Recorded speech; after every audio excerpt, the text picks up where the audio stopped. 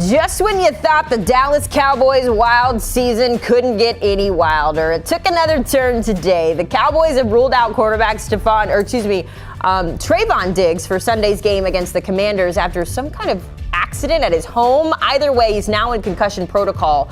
Brian Schottenheimer wasting no time addressing the injury earlier today. It's unfortunate. I obviously want what's best for Trevon, and I certainly am wishing him well. But again, next man up. You know, we've got guys that we're excited about getting a chance to evaluate. You know, Triquez Bridges has shown some really good things. Kalen Carson, you know, we've talked about his ability to come back, and we'll see how practice goes today. But again, this is the NFL, and if you're unsure of what's going to happen, just wait, because something's going to happen, and you deal with it, you know, and you don't lose sleep over it. But like I said, the biggest thing is just the concern for Trevon that he's okay, but which seems like he is.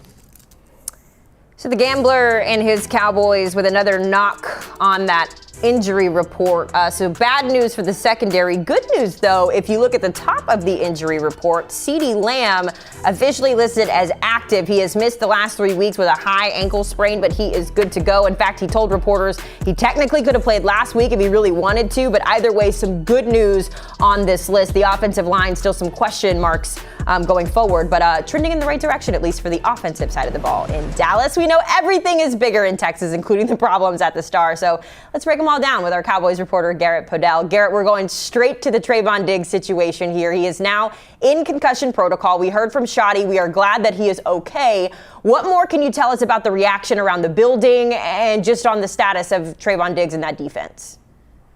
Hey, Haley, it's great to be joining you here from the Star in Frisco. And I would say it was a shock because you saw Brian Schottenheimer there addressing us about the injury, but it was his birthday yesterday, and he came walking into the press conference today in a jovial mood, laughing, and he goes, "Hey, guys, I've got an announcement." And then he announced Trevon Diggs is out this week with that concussion. So what he was able to divulge to us was simply that Trevon Diggs at his home last night and Thursday had an accident, suffered a concussion. He's been evaluated by obviously the team doctors and trainers, and that he's not going to play this week. Now, there's no legal situation regarding this accident that we know of thus far. Frisco police did not file any incident reports involving Trevon Diggs Thursday or Friday. So this is not a legal situation, purely a household accident.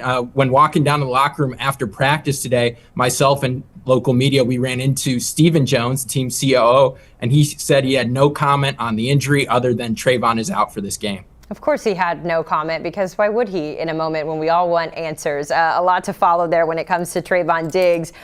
It is not a great time for this defense to have an injury if there ever was one. Garrett, you have heard the conversations probably louder than anyone when it comes to what this defense needs to do to be successful. It's not just the secondary that has problems. It's tough in the trenches there too. But just how much does another defensive injury in the secondary, because Deron Bland's also been banged up, but how much does this injury with Trevon impact the defensive unit this weekend?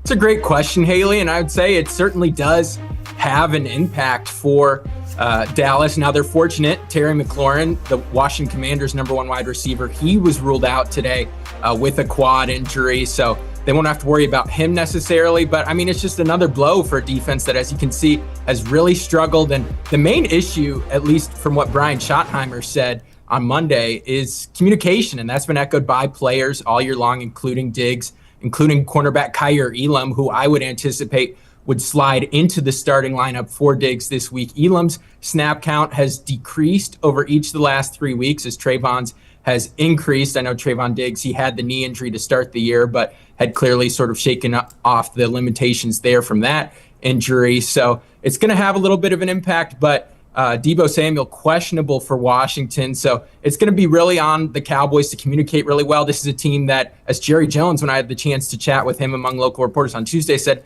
they've played more man. Man could be a solution for these guys because Matt Eberflus, the new defensive coordinator this year, he runs zone coverage just over 87% of the time. It's the highest rate in the NFL. So this is maybe a scheme and personnel fit that hasn't been the cleanest so far, but I did notice in practice this week in the individual position drills, cornerbacks doing a little more man technique early on in the media viewing portion of practice. So maybe little bit more man against a banged up Washington team that will not have their number one wide receiver in Terry McLaurin. Definitely would be a good ego boost as well for Matt Eberflus and that defense coming off of the heels of what was, I would call, a terrible loss to the Panthers on Sunday.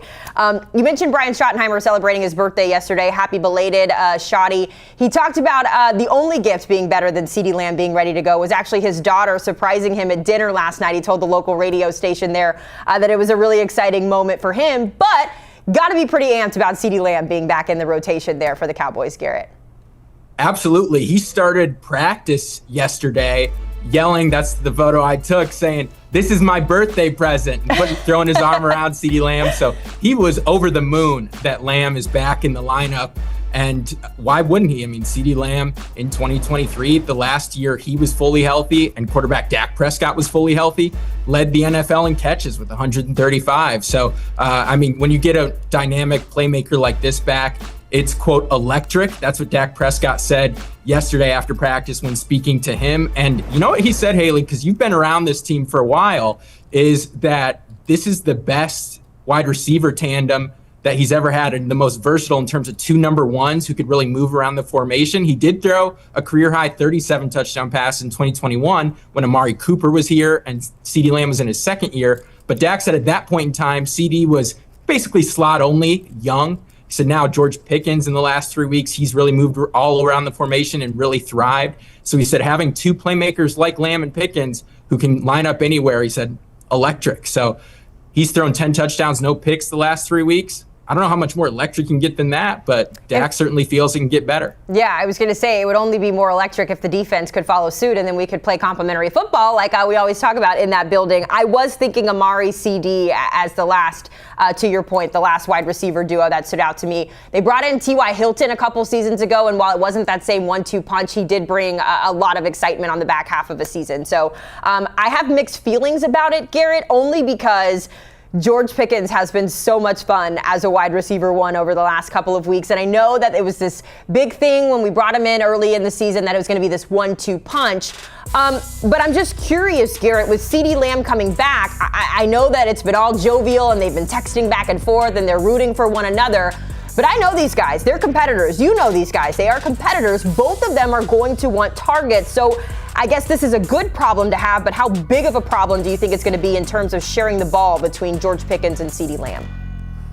That's an interesting point because obviously any pro athlete, Dak was talking about his completion percentage when he said this, but he said, I expect to complete every pass. I expect to get in the end zone every time we get the ball. And in terms of Lamb and Pickens and their egos, I mean, Pickens said he was, quote, super excited to have CeeDee Lamb back. And CeeDee said, yeah, I love seeing George thrive and take a pass 30 yards to the house, 60 yards to the house off slants and put up big numbers. So the two of them have said all the right things about coexisting. And Brian Schottenheimer said on Monday that these two are, quote, each other's biggest fans.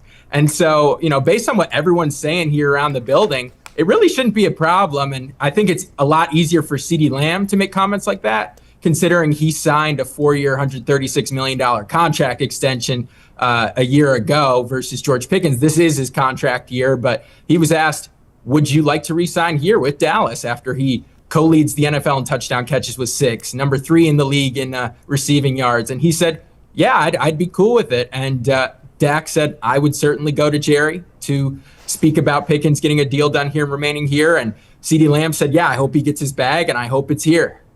And I know exactly what Jerry Jones is going to say to Dak Prescott. He's going to say, hey, give me some of that 50, 60 million that I just gave you a couple years ago, and then we can keep him around.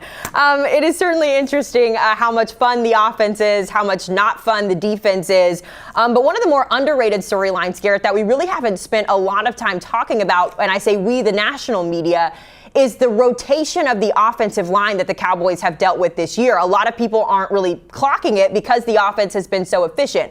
But we have seen Tyler Booker be out. We've seen Tyler Smith be out. Cooper Beebe on IR. We are getting some good news. It sounds like Tyler Booker is trending in the right direction. But what can you say about that unit and Booker specifically on Sunday? Yeah, Hailey, that's a good point. And I think what covers up some of the stuff with the rotating offensive lineman is Dak playing as well as he has, getting the ball out, because he's got the second or third lowest sack percentage in the entire NFL. So that's probably why it's not a national conversation. But I did get a chance to chat with Tyler Booker at his locker on Wednesday. And he's definitely trending toward playing. I mean, he doesn't have a game status, so I imagine he will play on Sunday against the Washington Commanders. That's kind of been the line around here. And Brian Schottenheimer said he's checked every box when it comes to what he needed to do to return this week when I asked him about it today before practice. So Booker's going to be back, and he's somebody who, according to Pro Football Focus, is one of the best 5. He's the 5th highest ranked run blocking guard in the NFL. And so last week against the Carolina Panthers, Hailey, you mentioned your disappointment with the loss. They ran for, I believe, under 50 yards rushing, despite Javonte Williams getting out to a top 5 running back type of season through the first 5 weeks of the year. So that could really be a big boost for Cowboys offense that Schottenheimer has said, we want to be physical. We want to build our identity around the run game. Getting someone like Booker back, and just give you a little insight how badly Booker wanted to get back. He was on the stationary bike, the assault bike. It's the big stationary bike with the fan in the middle, with his boot on. He was biking back on the stationary bike with his boot on. He said the training staff gave him the green light to do that. But it is a funny sight seeing someone off to the side grinding hard on the stationary bike with a big old boot on his ankle. But he's now feeling good to go. Look, you cannot question the dedication, if anything. He is good to go, even in a boot. Garrett, always good checking in with you, my friend. Hopefully America's team can figure it out on Sunday against the Commanders. We'll be in touch, my friend. In the meantime, let's take a look here at the Cowboys' upcoming schedule. Of course, they have that tie, which to me just still feels so egregious, but it is a tie. So we're inching closer to the bye week for the Cowboys. They're going to take on the Commanders and the Broncos and the Cardinals before they hit that Week 10 bye. The back half of this schedule is shaping up to be quite nasty with how the league is going. So these next 3 games going to be very important for Dak Prescott and the Cowboys.